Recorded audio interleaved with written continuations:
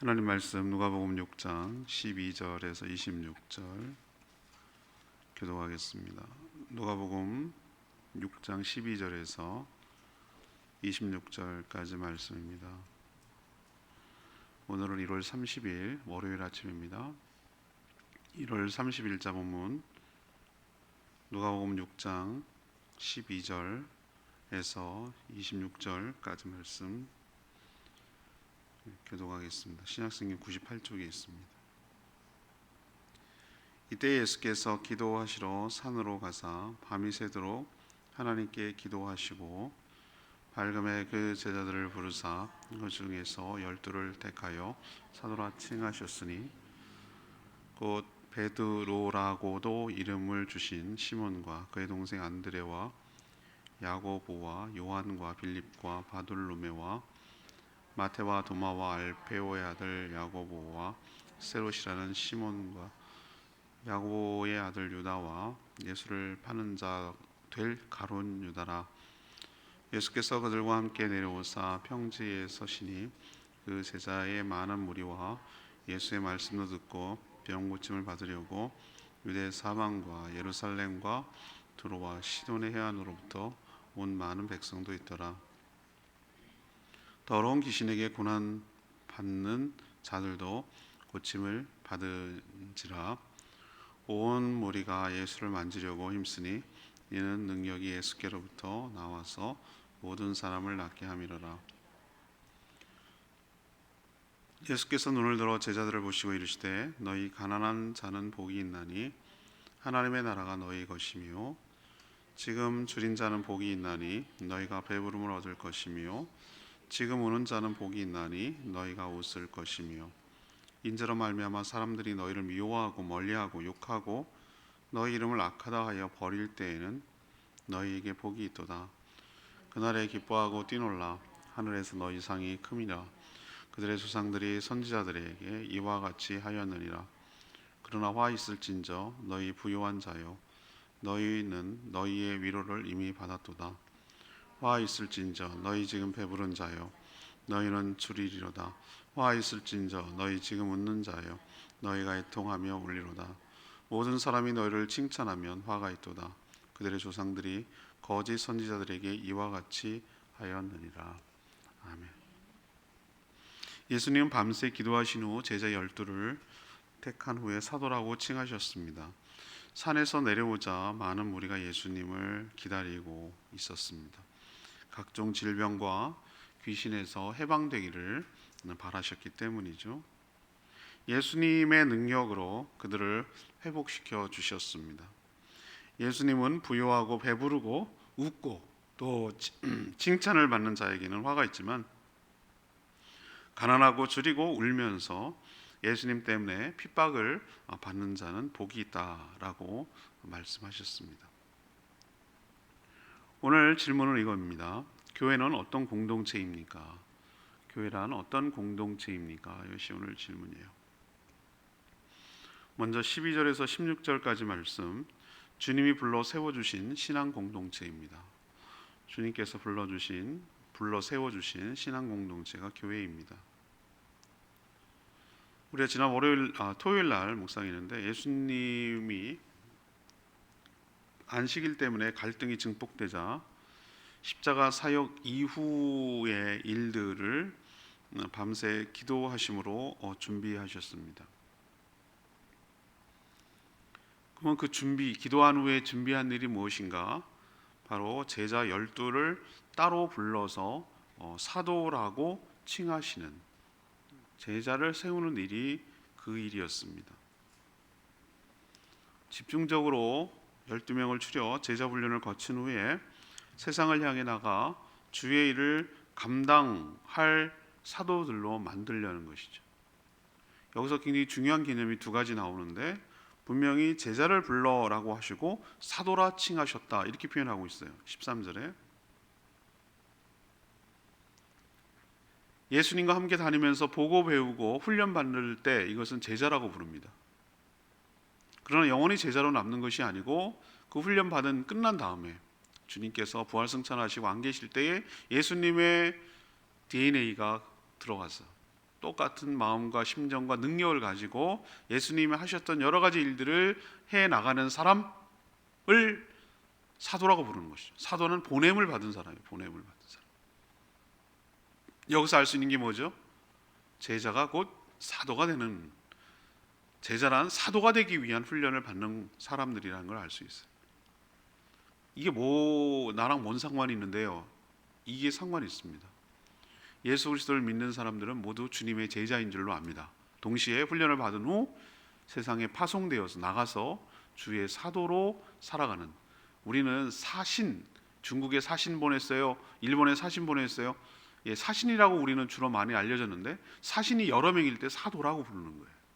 무리도자를 써가지고 여러 명이 주님의 보내심을 받고 주님의 대리로서 그 일을 감당한다는 의미에서 사도라고 부르는 거예요. 그래서 사도행전이에요.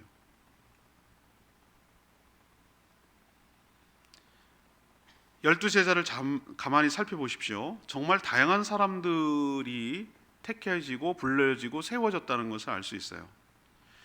예수님이 부르지 않았다면 이들은 자연스럽게 섞이거나 교제할 수 있는 사이가 아니에요. 너무 이질적이고 달라요. 어부 출신들도 있고요. 어제 제가 주일 설교했습니다만 세리 마태도 있어요. 세리는 안 섞였어요. 유대인들하고, 경건한 유대인들하고는 죄인 취급했기 때문에 안 섞였어요. 그리고 여기 열심당이라고 표현되는 사람 있죠. 그 사람은 혁명이, 야고보의 셀롯이라는 시몬, 이 사람은 무력으로 혁명을 일으켜서 로마 제국을 뒤집어 엎어야 된다고 생각하는 혁명가였어요. 거기에 또 누가 있죠? 그 유명한 예수님을 은 30을 팔아먹은, 스승이자 주님을 팔아먹은 가룟 출신 유다도 있었어요. 이런 사람들이 이렇게 12명 안에 들어있다는 게 놀랍지 않으세요? 이런 이질적인, 정말 서로 다른 사람이 주 안에서 모여가지고 하나님 나라를 위한 귀한 일꾼으로 훈련받기 시작했다는 것에 우리는 주목해야 돼요. 물론 누구를 부를 것인지는 주님의 전적인 뜻이고 주권입니다. 주님의 은혜로 주님의 제자가 된 것이죠. 어제도 말했지만 레위, 마태에게 나를 따르라. 그건 누구를 부를지, 수많은 세리도 있었을 거고 마태 아닌 사람도 부를 수 있었을 거고, 근데 그 하나님께서, 주님께서 그를 주목하고 불렀다는 게 너무 놀랍지 않으십니까? 그리고 제자로 끝나면 안 되는 것이죠.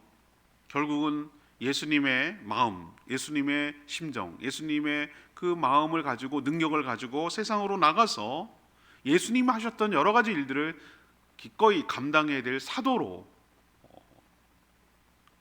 성장해 나가고 훈련받는 것이 바로 교회 공동체인 줄로 믿습니다. 우리 구성원들을 보세요. 세상에 나가서 이분들이 어떻게 만나겠습니까? 고향이 같습니까?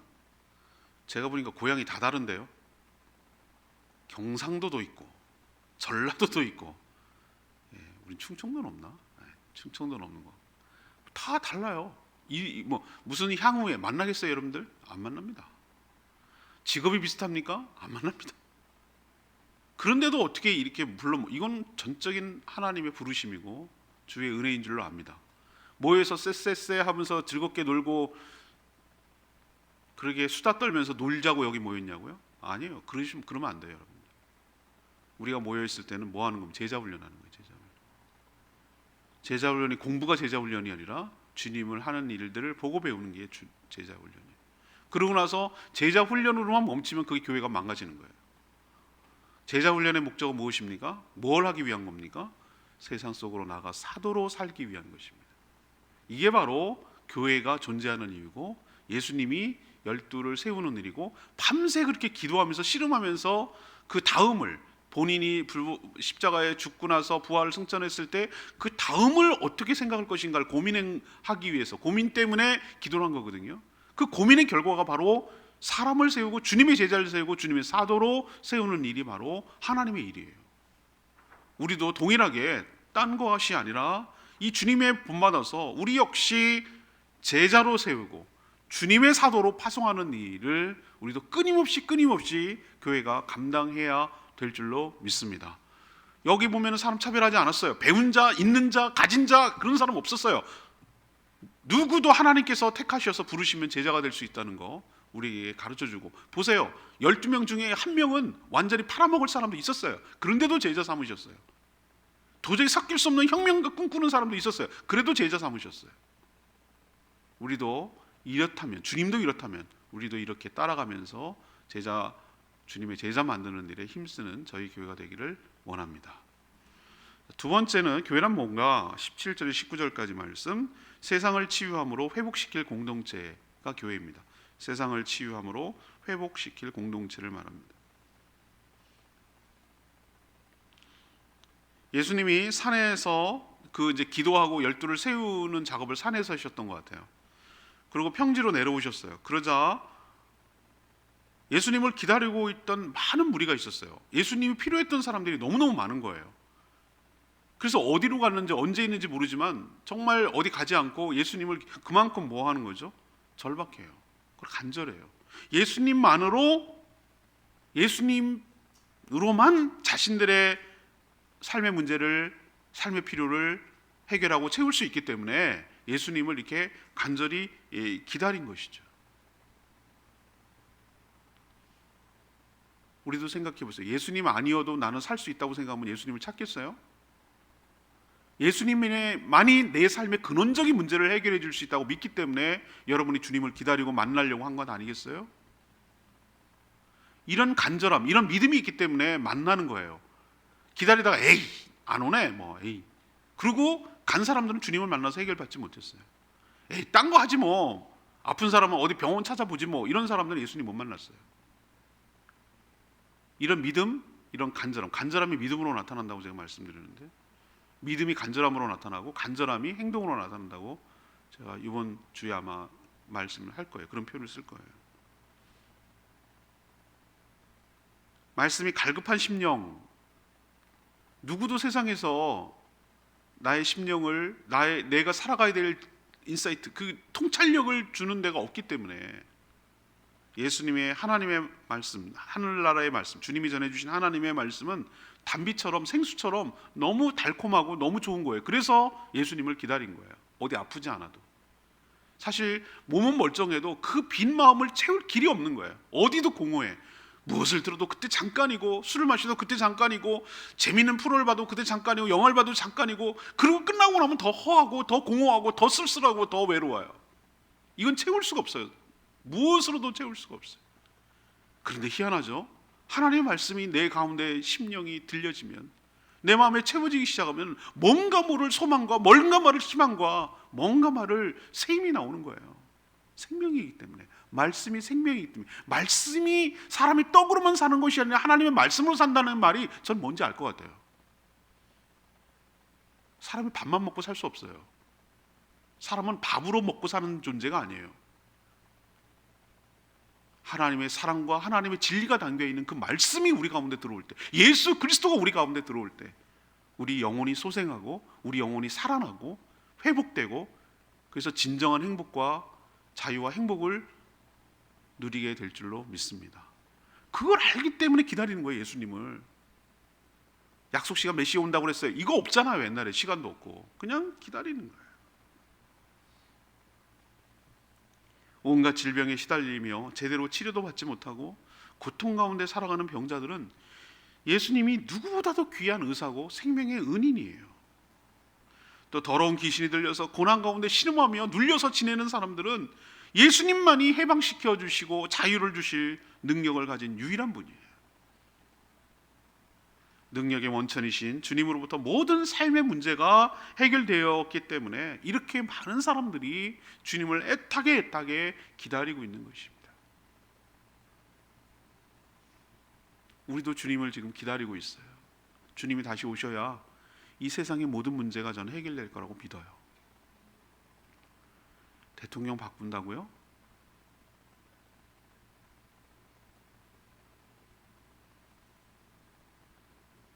주님 오시는 그날까지 세상은 전쟁과 난리와 이런 것은 끊임없이 일어날 것이고, 소외되는 사람, 격차가 더 날 것이고, 생각지도 못한 질병, 의료시설, 의학이 그렇게 발달했는데도 불구하고 참 이런 보이지 않는 바이러스 하나 때문에 지금 이 생 난리를 3년 동안 하는 거 보세요. 끊임없이 삶의 문제는 우리 가운데 있어요. 그 뿌리가 죄에서 나오는 거기 때문에.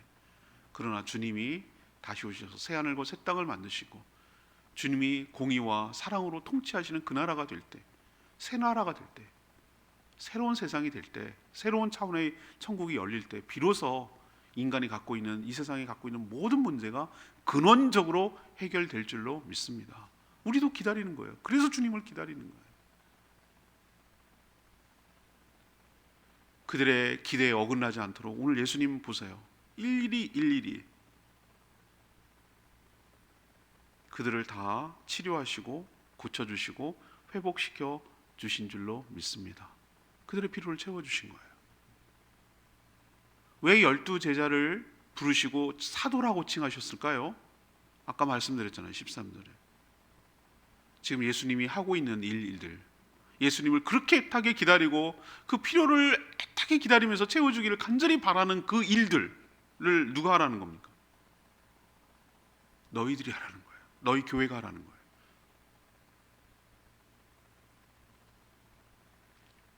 교회가 세상을 치유하는, 그리고 온전히 회복시키는 그런 거룩한 공동체, 능력의 공동체가 되기를 소망합니다. 교회 오면 심령이 상한 자들이 회복이 되고 질병이 있는 자들도 떠나는 역사가 있고 귀신에 들리고 악한 영에 사로잡혀서 뭔가에 중독돼서 뭔가에 사로잡혀서 살아가는 자들이 끊어지고 해방되는 역사가 일어나게 되기를 원합니다. 삶의 방향을 잃고 헤매고 있는 사람들이 내가 뭐 때문에 살아야 되는지를 깨닫고 온전한 정신으로 살아가는 역사가 교회 안에서 일어나게 되기를 원합니다. 가치 있는 일이 뭔지를 몰라서 헤매던 인생이 영혼 구원하는 일에 집중하고 그 일에 나의 삶을 던지면서 헌신하는 가치 있는 삶을 사는 삶으로 바뀌게 되는 역사가 일어나게 되기를 원합니다. 이게 바로 교회가 하는 일이에요. 그게 바로 세상을, 그리고 세상에 신음하는 사람들을 치유하는 능력의 공동체가 교회라는 것을 우리에게 가르쳐주고 있는 줄로 믿습니다. 세 번째는 교회란 무엇인가? 20절에서 26절까지 말씀인데요, 세상이 아닌 하늘의 복을 받을 공동체인 줄로 압니다. 세상이 아닌 하늘의 복을 받는 공동체라는 거죠. 예수님은 산에서만 보와 같은 말씀을 하신 것, 그게 산상수훈이라고 부르거든요. 이 평지 내려와서도 비슷한 말씀을 하셨어요. 하나님 나라는 누구의 것이며 누가 그것을 차지해서 누릴 수 있는가? 이것에 대해서 쭉 지금 설명하고 계세요. 자, 공통점이 있다면 이 세상에서 모든 것을 가지고 다 누린 자는 하나님 나라에서는 받고 누릴 것이 없어요. 이미 다 누렸기 때문에. 그러나 이 세상에서 하나님 나라를 소망하며 고난 가운데도 수고한 자들은 이 세상에서와는 비교도 할 수 없는 하늘의 축복을 받아 누리게 될 줄로 압니다. 이건 일시적인 것이 아니라 영원하고도 진정한 축복을 말하는 것이에요. 복은커녕 화가 있을 자들은 누구입니까? 오늘 설명해 놨잖아요. 세상에서 부요하고 배가 부르며 세상 쾌락에 취해서 웃고 있으며 세상에서 사람들에게 칭찬받는 자, 이 자들은 하늘에서 받을 게 없어요. 이미 다 받았기 때문에, 이미 다 누렸기 때문에. 반대로 하나님 나라에서 복이 있는 자들은 오늘 누구라고 말씀하십니까? 가난한 자, 줄인 자, 주님 때문에 우는 자, 주님 때문에 핍박을 받는 자, 이런 자들은 하늘의 상이 클 줄로 믿습니다.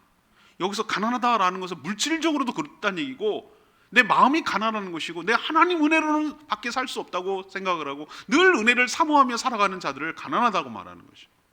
줄인 자, 하나님의 말씀이 줄이고 하나님의 은혜가 줄이고 하나님의 사랑이 고프고 이렇게 말하는 거예요. 줄인 게 단순히 배만 줄인 것이 아니고, 주님 때문에 우는 자는 뭡니까? 주님의 사랑 때문에 울고 주님의 은혜 때문에 울고 주님 때문에 고난받는 것 때문에 고통받아서 울기도 하고 또 주님 때문에 핍박을 받고 예수 믿는다는 이유만으로 고난을 받고 조롱을 받고 이렇게 살아가는 사람들이 세상에서 비교할 수 없을 정도로 하늘의 복이, 하늘이 너희 것이다, 하나님이 너희 것이라고 오늘 얘기하세요. 우리가 어떻게 살아가야 되는지 오늘 주님의 말씀을 통해 확실하게 깨닫게 되기를 바랍니다. 이 세상에서 다 부요하고 배 누리고 쾌락을 취하고 여기에 우리 삶의 목표를 두지 마시고 늘 하나님의 사랑과 은혜에 갈급하고 그 은혜에 사모하고 살아가는, 그래서 하늘나라를 소유하며 천국에서 모든 것을 누리며 살아가는 복된 인생 되기를 축복합니다. 오늘 26절 말씀이 레마의 말씀이에요. 모든 사람이 너희를 칭찬하면 화가 있도다. 그들의 조상들이 거짓 선지자들에게 이와 같이 하였느니라. 모든 사람들에게 욕을 먹는 것도 문제지만 모든 사람들에게 칭찬을 받는 것도 굉장히 위험합니다. 교회는 세상의 입맛을 맞출 수 없어요. 거스르게 돼 있어요. 불편해요. 특히 제 설교를 들으면 아주 불편해하는 사람들이 많아요. 뜨끔뜨끔거리고 불편하대요. 그게 맞는 얘기예요. 그럼 내가 그냥 나한테 시비만 걸지 않고 나한테 뭐라고 하지 않으면 난 잘 사는 줄 착각하거든요. 그렇죠? 우리도 식혜나 뭐 흙탕물 같은 걸 보세요. 가만히 놔두면은 문제 하나도 없어요. 근데 문제가 없는 게 아니죠. 문제가 그냥 가라앉아 있을 뿐이죠. 샥 쉐이크 흔들어 놓으면, 내가 요동을 치고 뭔가 자극을 주면 막 그 문제가 수면 아래에 있던 것이 막 우고 올라와서 내가 이 정도였어? 사람 흥분시켜 놓으면 막 사람의 본성이 나오잖아요. 그런 것처럼 다 칭찬을 해. 성도들을 칭찬, 교회를 칭찬하고, 물론 그렇게 칭찬을 받아야 됩니다. 그런데 안 믿는 세상에서 모두 다 칭찬. 그러면 그거는 교회가 세상의 입맛을 맞추고 있다는 뜻이에요. 귀에 즐거운 얘기를 하고 있다는 얘기예요. 착착 입에 혀처럼 자기 입맛에 맞는 얘기를 서비스를 해준다는 얘기예요. 오히려 오늘 말씀을 보면 느껴지겠지만 제가 방금 말씀드렸잖아요. 뭐가 세상에서 복이 있는 사람입니까? 하늘에서 복이 있는 사람이 뭡니까? 이렇게 얘기했잖아요. 줄이고 얘기했잖아요. 이런 얘기를 들으면 여러분 마음 편할 수가 없어요. 불편해요. 죄를 지적하고 책망하고 다르게 살아가기 때문에 당연히 물살을 거슬러 올라가듯이 불편을 주게 되어 있어요. 근데 입에 쓴 약이 몸에는 좋다고, 그것이 진리의 말씀이에요. 우리는 늘 그냥 본성대로, 세상이 취해서 세상이 하라는 대로 살고 싶어하는 경향이 너무너무 강해요. 그것을 거스르고 거꾸로 살아가는 게 얼마나 힘든지 몰라요. 내가 왜 여기 시간에 여기 와야 되냐 이 말이에요. 아침마당 텔레비 보고 이 돈 벌러 나가야 되고 뭐 할 일이 얼마나 많은데, 내가 왜 시간을 들여서 성경을 읽어야 되는데, 읽을 것도 많고 텔레비 재밌는 게 얼마나 많고 드라마도 얼마나 재밌는, 영화도 봐야 되고 얼마나 많은데, 내가 왜 저 사람한테 그렇게 아쉬운 소리 해가면서 내가 뭐가 아쉽다고 저 사람이 이렇게 해가지고 관계를 잘해서 정말 예수 믿게 하려고 내가 왜 이렇게 에너지를 써야 되는데. 세상에서 논리로 치면은 이렇게 바보 같은 짓이 없고 이렇게 어리석은 짓이 없어요. 다 남들이 그렇게 살아. 뭐 눈 찔끔 갖고 그렇게 사는 거지 뭐. 나는 불편해 그게. 그렇게 살지 않아야 되는 내 자신이 어떨 때는 거슬리고, 나만 괜히 막 힘들게 사는 거 아니야? 이렇게 할 때 되게 힘들어요. 또 그걸 얘기를 하면은 되게 불편해요. 이런 얘기를 들으면 너무 불편해요. 모든 사람이 계속 칭찬한다면 오히려 비위를 맞추려는 것이 아니라 세상에서 부합하면서 살아간다는 뜻이기 때문에, 이건 오히려 거꾸로 말하면 하나님 나라에 합당하게 살지 않는다는 증거일 수도 있어요. 우리는 세상이 뭐라고 하느냐가 기준이 아니고 성경에서 하나님의 말씀이 뭐라고 하느냐가 우리 삶의 기준이 되어야 될 줄로 믿습니다. 예수를 믿는다는 건 뭐를 전제로 하는 거냐면, 이제는 내가 내 삶의 기준으로 삼은 걸 이제 지워버리고, 그걸 치워버리고, 예수님이 나의 주님이라고 말하는 것은 주인님이란 뜻이에요. 주인이라는 것은 주인의 말을 내가 따르겠다는 뜻이에요. 주인의 말을 어디다가 그러면 해놨습니까? 예수님 짜잔 하고 사람으로 나타나, 여기다가 성경에다 다, 오늘도 주님 말씀 아니에요? 이건 예수님이 직접 하셨던 말씀이잖아요. 나는 이제부터는 예수님, 나의 주님이신 예수님의 말씀대로 나는 순종하며 따르겠다고 내가 선언하고 그렇게 살아가는 사람을 주님의 제자라고 말하고 하나님 나라의 백성이라고 말하는 것이에요. 성경 말씀대로 살아가는 복된 저와 여러분 되기를 소망합니다. 오늘 초점은 제가 어디다가 맞췄죠? 신앙 공동체인 교회에다가 맞췄어요. 여기 교회 얘기 하나도 안 나와요. 근데 저는 이 얘기를 보면서 교회가 보여져요. 하나가 아니라 12 공동체를 만들었다는 얘기는 교회 공동체를 위한 하나님의 기초 작업을 예수님이 하고 있다는 게 느껴져요. 그래서 초점을 교회는 어떤 공동체입니까? 여기다가 질문을 던지고 끌어갔어요. 첫 번째는 뭡니까? 주님께서, 남이 아니에요. 주님께서 직접 불러주시고 또 세워주신 신앙 공동체가 바로 교회인 줄로 압니다. 두 번째는 뭐하라고? 세상을 치유하고 세상을 회복시키라고 불러주시고 모아주신 능력의 공동체인 줄로 믿습니다. 세 번째는 뭡니까? 세상에서 복을 받는 것이 아니라 하늘로부터 내려오는 복을 받아 누리며 살아가는 공동체가 교회의 공동체인 줄로 믿습니다. 우리 교회가 이런 축복이 있게 되기를 간절히 소망합니다. 오늘 말씀 붙들고 기도하기 전에 744장 찬양지 부르고 기도하겠습니다.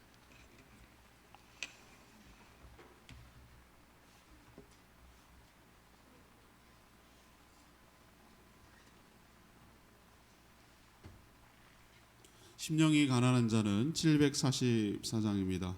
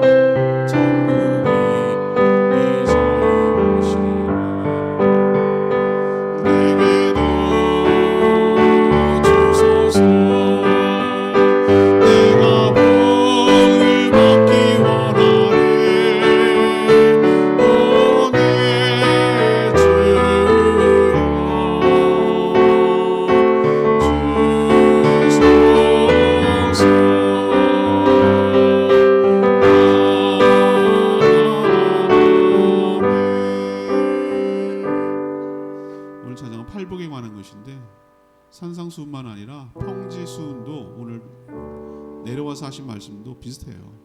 우리가 진정한 복이 어디 있는지를 깨닫고 하늘로부터 내려오는 신령한 복을 받아 누리며 살아가는 저희들 되기를 원합니다. 세상에서 이미 받으면 하늘에서 받을 게 없어요. 다 누렸어요.